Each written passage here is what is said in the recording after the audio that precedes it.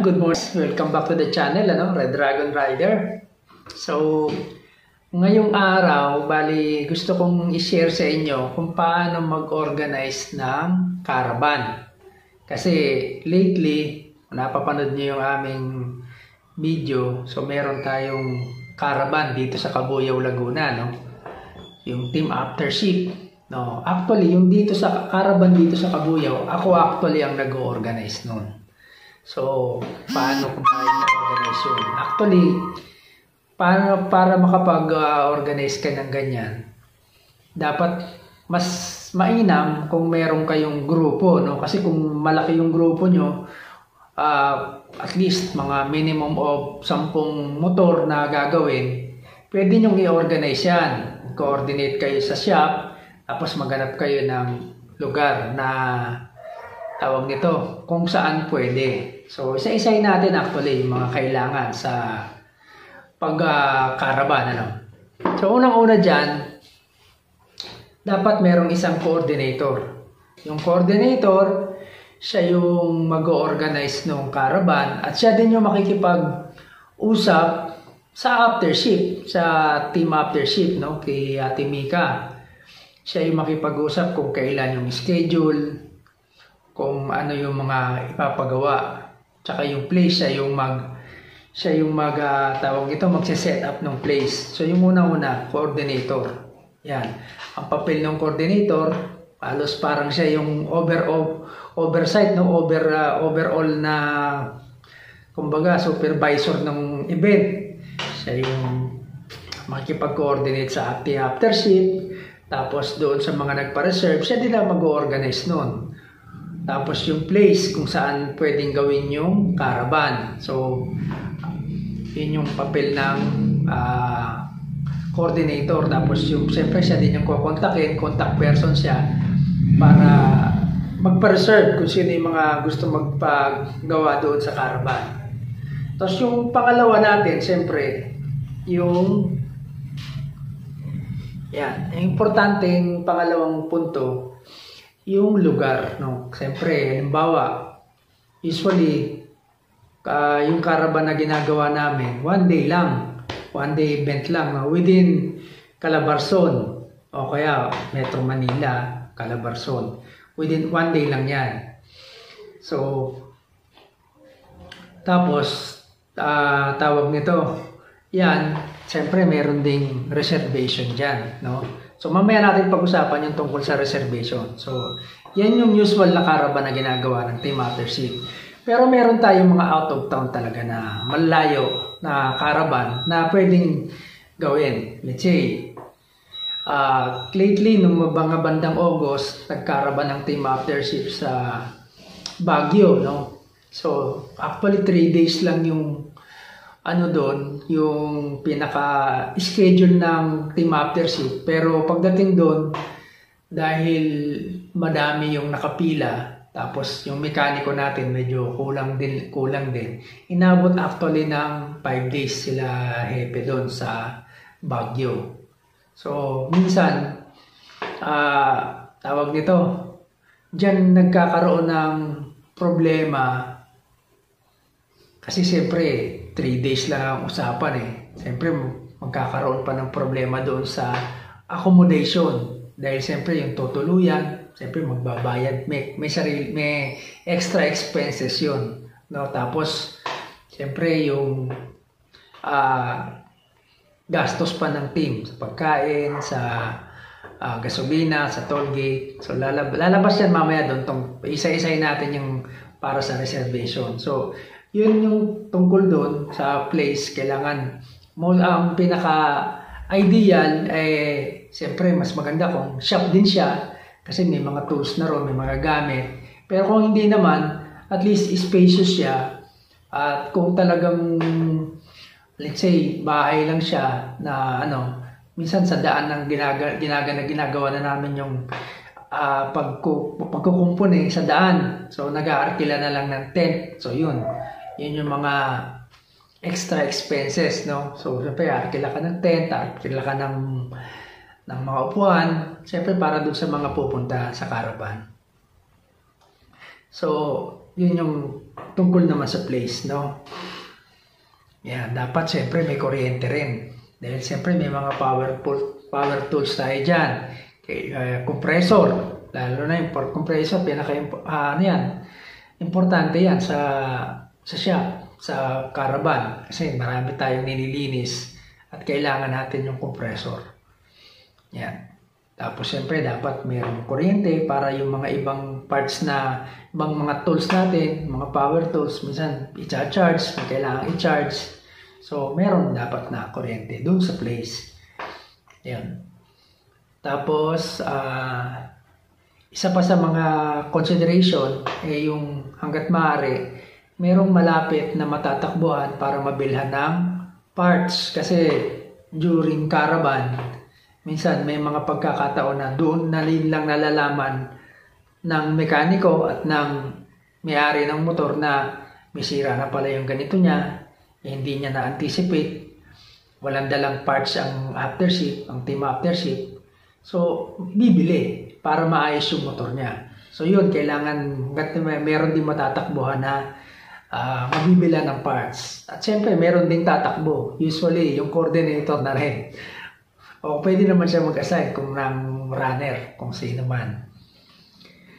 Tapos, kailangan at least, sa mga halimbawa, yung maghapon lang na trabaho, pinaka-minimum dapat at least mga 10 ang 10 motor ang ayusin. Para hindi naman sayang yung punta ng team, no? Pero may mga pagkakataon kasi na minsan walang tawag nito, walang katuwang si Hepe. Minsan isa lang siya, minsan dalawa sila. So yung 10, abutin na ng gabi yun. Depende sa klase ng trabaho. Pero kung puro PMS lang, madali lang. Pero usually kasi sa caravan, yung PMS yun ang pinaka-basic na ipupunta eh.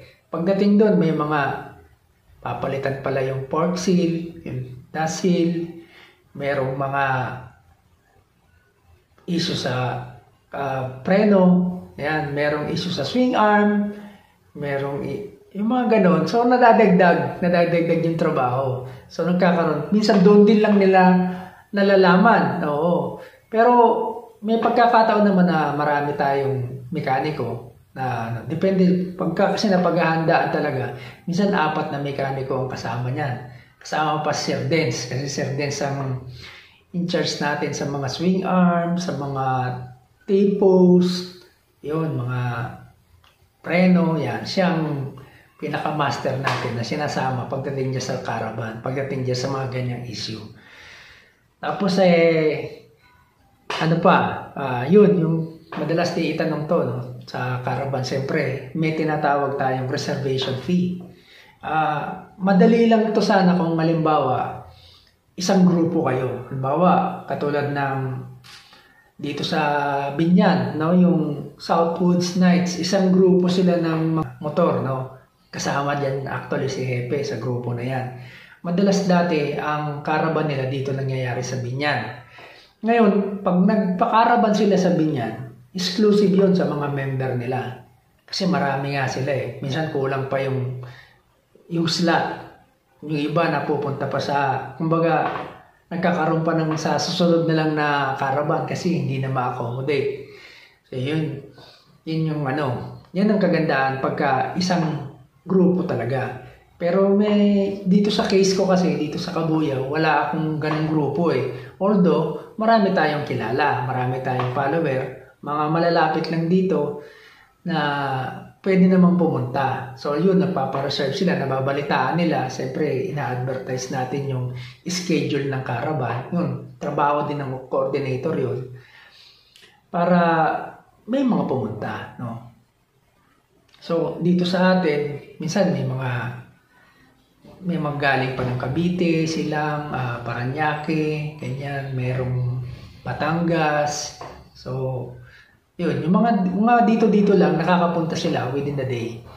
So, meron niyang reservation fee, Ngayon, yung reservation fee, usually, nagbabago yan, depende sa layo ng lugar. Katulad niyan, yung sa Baguio, iba ang reservation fee noon. Kasi, yung gastos kasi ng team, kumbaga doon din kukunin eh. Dyan yung sinasabi ko sa inyo na yung sa reservation fee, doon mapupunta yan sa mga gas allowance ng mga mekaniko, toll fee, dada sila sa mga may mga toll gate, tapos pagkain, no? Pagkain ng team. Ngayon, kung ilang araw sila doon, so meron pang accommodation na iisipin. So minsan, kung 10 lang yung nagpagawa, tapos ilang araw din ang magtatakbo siyempre uupa eh. Doon yan kukunin yung reservation fee. Kaya minsan nagbabago yung rate ng reservation fee pa lang, no? Dahil minsan malayo. Kasi nakakarating pa kami ng Bicol, yung caravan sa Bicol. Doon, 3 days din. So, doon kinukuha yung reservation fee. Ngayon, yung dito, within malapit lang, mura-mura lang ang reservation fee. So, yun. Hindi pa yun kasama dun sa guys, sa sisingilin sa inyo. Siyempre, kung ano yung pinagawa nyo, may PMS, bukod pa yun doon sa reservation. Reservation, yun? Automatic yun. Kung hindi ka man nakapagpa-reserve, pero nagpunta ka doon sa caravan, pagbayad mo, sisingilin din sa iyo yun. So, yan po yung ating mga details tungkol sa caravan. No? So, ang galing yan, kung meron kayong sariling grupo, i-organize nyo muna. Meron kayong lugar, at least nakasampu kayong motor na papaayos, pwede na kayong kumontak sa Team Aftership para ma-schedule kung kailan yung caravan. So, yun lang. Ganun lang naman ang dyan. So, kasi yung team, pupunta na lang yan pagka Pero siyempre sasabihin nyo rin kung ano yung mga ipapaayos, Dahil baka walang pyesa yung iba. O yung iba naman, halimbawa, katulad ng mga top overhaul, kasi ganyan, yung mga top overhaul, may mga, usually yung mga black pinaparibor. Kung wala namang malapit sa ang tawag nito, sa place nyo na machine shop, hindi magagawa yun. So, yun, dapat kumbaga alam na ng coordinator yun, sabihin niya dun sa mga niya na yung mga ganitong trabaho, hindi magagawa yan within the day. Depende na lang kung meron na siyang kausap na mga machine shop doon na pag tihugot nung block, makipapamachine shop niya kagad within the day, matatapos. Kaya lang, hindi lang naman yung simpleng trabaho dahil yung pagpalit ng block baka mas mabilis pa May gagawin pa kasi doon na medyo magtatagal pa yung tinatawag na decarbonize, Pag di-decarbonize ng head, yung mga carbon na nakadikit doon sa head at saka doon sa mga valvula, lilinisin pa yun. So isa yun sa magtatagal. Pero kung well-coordinated naman ito, baka ma-accommodate, So yun yung mga ganong klase ng trabaho. So, ano pa bang kalimutan ko? So, nabanggit ko na naman siguro lahat, Meron pa ba? So, yun. Ganun lang yung mga kailangan ng gawin ng isang coordinator para makapag-organize ng caravan. So, yun. So, hopefully, baka makabisita ako sa lugar nyo pag nagkaroon tayo ng caravan. Okay? Kita-kita na lang ulit tayo sa sunod na video. Bye-bye.